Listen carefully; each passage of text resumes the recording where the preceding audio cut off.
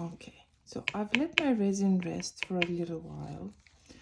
And what I would like to do at this stage is to just split my resin. I'm going to split it in 3, like so. And then I'm going to show you. In the little envelopes, you have the color, and it looks like there is not a lot of color, but I promise you, all you need is the smallest amount of color. Otherwise, it will be too thick. So I'm taking the smallest amount, like so, on the little spatula, and then I'm putting it inside, and then I'm mixing it. This is my diamond color that I use.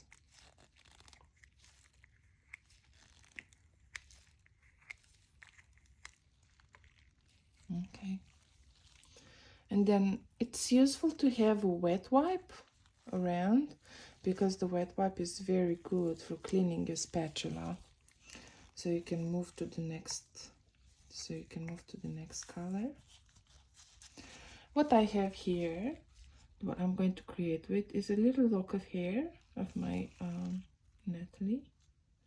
And I've got some flowers, dried flowers. Make sure the same, if you put flowers into your pieces, that they are completely dry. And I've got some breast milk. I've preserved this breast milk of Natalie's 3 years ago. See, when it's preserved well, it doesn't mold, it doesn't change color.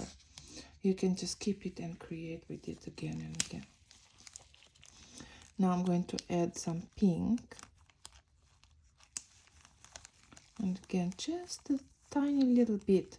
If we put too much, the color will get oversaturated. And if you like that little transparent look, then you don't have to use much at all. Okay, when we mix the color, we do exactly the same. We have to make sure that we're not making too many bubbles. We're just mixing slowly, and then we put it on the side. And put it on the side, and then the bubbles will be able to settle a little bit. Then the next one is the gray. I just chose some light colors. They're very, very popular. Again, we use such a small amount. We don't want to use too much. The more we use, the darker the color will look, and also it will not be as transparent.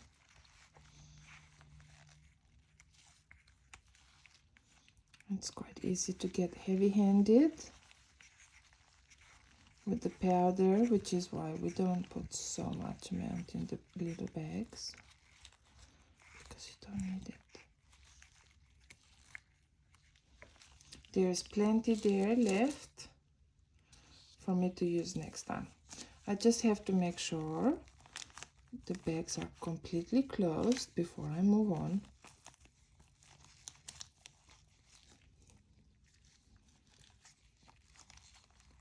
This way I don't have powder going anywhere in my room. I'm cleaning my spatula again. Wet wipes are the best. Okay, and now I'm going to start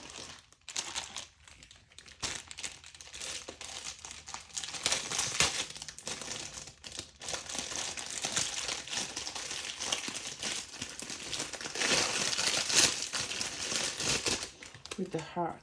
You can make so many keepsakes out of this mold. You usually can use it at least 5 times each before it's no longer good. So if you want to make extra keepsakes, you can simply just order extra resin, and without having to order the mold. But this one will last you a very long time. Okay. So I've mixed all of my colors, and now all you have to do is pick one mold and then just empty the little the resin.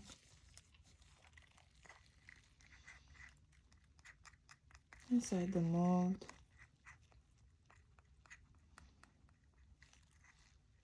You can put as much or as little resin you want inside. You can have a heart that's a little bit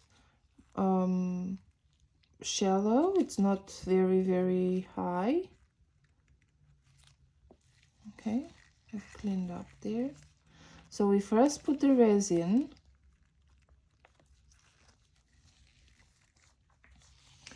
Clean my wand. And then I'm going to get my toothpick. That's why I put it in the bag. And I'm going to pick that hair that I've prepared. Just put it in there.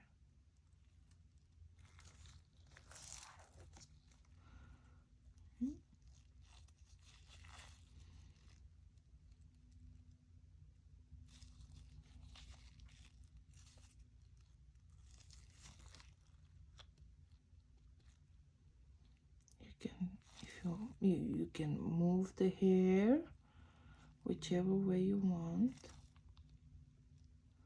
I'm going to get creative, and I'll put one of these little hydrangea flowers in there as well. Oh, which one? I had one. Yeah, I'm just going to dunk it in there.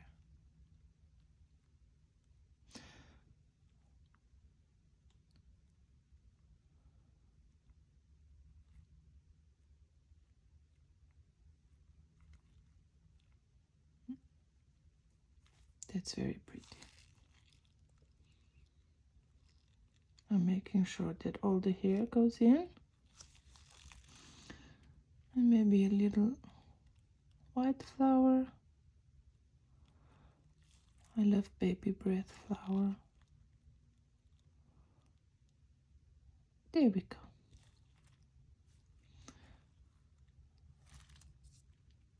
That's probably too big. All right. I'll move on to the next. And that is one. And what we have to do now is just wait 12 hours. We leave it in a spot where nobody can touch it. You'll probably find yourself checking on it very often. Now what I'm going to do here and use the pole. And what we can do here, you can get so creative with this. Okay, so now I'm going to do the pole, but I don't want to use any ashes. But what you could do is you could put like a dark color where the little pole shape is, and then put the ashes in there, and then top it up with the simple, with the simple resin without anything in it. I'm going to try and do something like that here, just with a bit of darker gray. So when it sets, it will set in a nice shape. But what I'll do here, I'm just going to use some of my Natalie's breast milk, because I want to show you how this pair the sets. And this is the process you do with the ashes as well. So you dab your toothpick inside the resin a little bit, just to have a bit of wetness there, and then you put it in there, inside your bag or your box with ashes, and then you mix it in nice. I never mix ashes or anything else inside the mixing cup, because I don't like the idea of potentially not using all of it and then having to throw the cup away.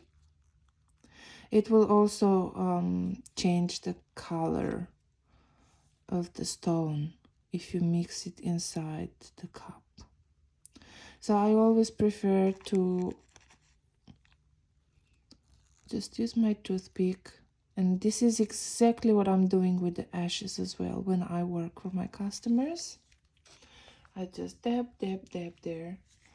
I think I'm going to put some in there as well.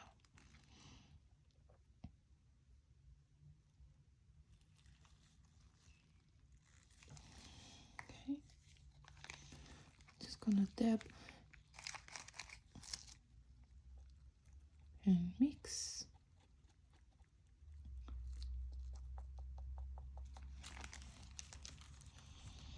Usually when I work with ashes, I will clean my toothpick inside and I'll pull, so that way there is absolutely nothing left over on my toothpick. I don't throw anything away.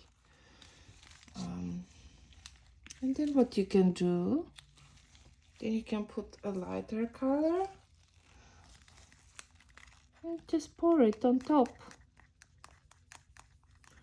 And again, the same, you don't have to fill it up all the way up.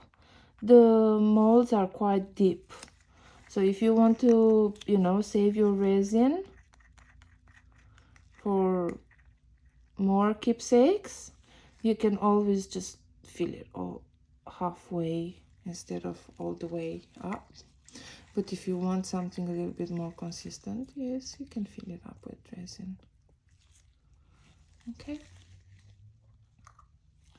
Now on to my next